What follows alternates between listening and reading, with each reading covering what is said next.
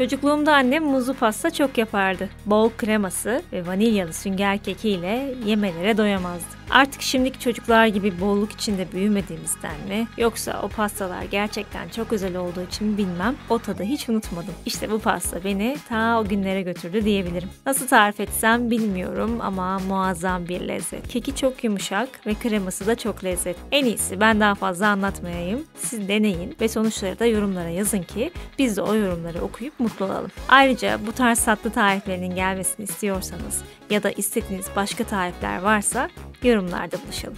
Kanala da abone olmayı unutmayalım tabii.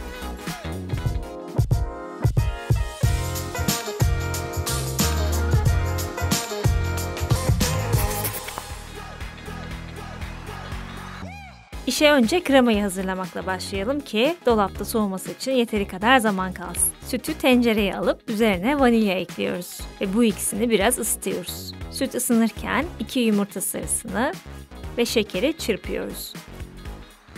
Üzerine nişasta ve unu ekleyip hepsini karıştırıyoruz. Katı kıvamlı bir harç olacak. Şimdi ısınan sütten azar azar ekleyip tüm malzemeleri topaklanma kalmayacak şekilde çırpıyoruz. Süt sıcak olduğu için bu işlem çok yavaş yapılmalı ki yumurtalar pişmesin. Şimdi tekrar ocağa. Kremayı orta ateşte sürekli karıştıra pişiriyoruz. Kaynadığında böyle katı kıvamlı bir krema oluyor.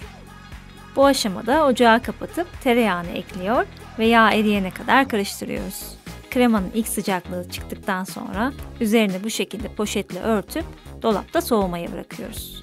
O esnada keki hazırlamaya geçelim. Kek için yumurtaların sarılarıyla beyazlarını ayrı ayrı kullanacağız. Bu biraz uğraşlı bir iş olsa da sonuç çok mükemmel olacak. Diğer türlü yapıldığında bunun kadar güzel olmadı, emin olun. Tabii bunu tam kuralına uygun yapmazsanız sünger yerine lastik gibi bir kekiniz de olabilir. Nedir bu kurallar? Yumurta beyazlarının içine sarısı kesinlikle kaçmamalı. Kabınız kuru ve temiz, yumurtalar da taze ve oda sıcaklığında olmalı.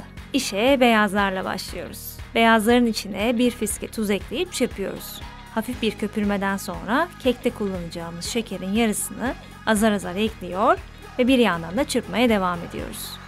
Bir süre sonra yumurta beyazları köpürüp katılaşmalı ve akmayacak bir hal almalı. Eğer bu kıvam oluşmuyorsa içine yumurta sarısı kaçırmış olabilirsiniz. Şimdi yumurta sarılarına geçelim. Sarıların üzerine birkaç damla limon suyu, şeker ve vanilya ekleyip çırpıyoruz.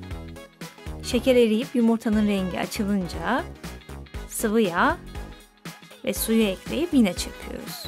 Artık katıları ekleyebiliriz. Eleğimize unu ve kabartma tozunu ekleyip bu iki malzemeyi yumurtalı karışıma eleyerek ekliyoruz ve hepsini topaklanma kalmayana kadar çırpıyoruz. Şimdi son aşama. Yumurta beyazlarından azar azar alıp diğer karışıma ekliyoruz. Bunu yaparken harcın içine hapsolmuş havayı söndürmemek için katlama yöntemini kullanmamız gerek. Bir spatula yardımıyla alttan üste katlar gibi. Evet, kek hamuru hazır. Şimdi bu harcı altına yağlı kağıt serdiğimiz fırın tepsisine yayabiliriz. En son tepsiyi bu şekilde sallarsanız üstü daha düz olacaktır. Sıra pişmede. Kekimiz 170 derecede önceden ısıtılmış fırında 10 dakika kadar pişecek.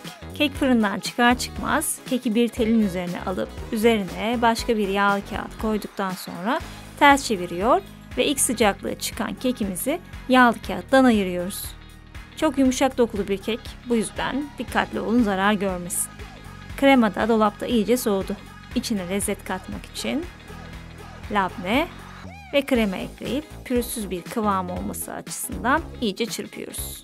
Pastayı sarmadan önce kekin kenar kısımlarını da bu şekilde düzeltebilirsiniz. Ben çalışması daha kolay olduğu için bu keki ikiye bölüp o şekilde sarıyorum. Siz porsiyonlukta yapabilirsiniz elbette. Keki tam ortasından dikkatlice ikiye kesiyoruz ve her bir parçasına kremadan sürüyoruz.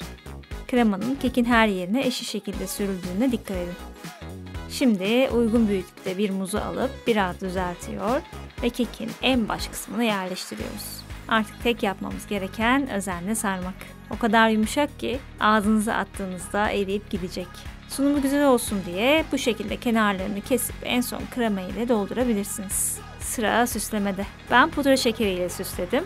Hatta çekimler sırasında güzel görüntü yakalayalım derken fazla kaçırmışız. Yerken pudra şekeri rahatsız etti biraz. Siz benim kadar çok koymayın. Pastanızı pudra şekerinin dışında artan kremayla kaplayabilir, çikolata sosu dökebilir ya da sadece taze meyvelerle süsleyebilirsiniz. Bir nefis muzlu rulo pastamız hazır. Misafirlerinizden tam not alacağınız bir tarif daha. İnanın nasıl çabuk bittiğine inanamayacaksınız. Dokusu, kreması, görüntüsüyle mükemmel bir lezzet. Malzeme listesini her zamanki gibi açıklamalar kısmına ekledim.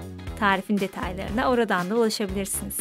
Hala kanala abone olmayan sevgili izleyicilerimiz, desteklerinizi bekliyoruz. Bir sonraki tarif videosunda görüşmek üzere. Afiyet olsun.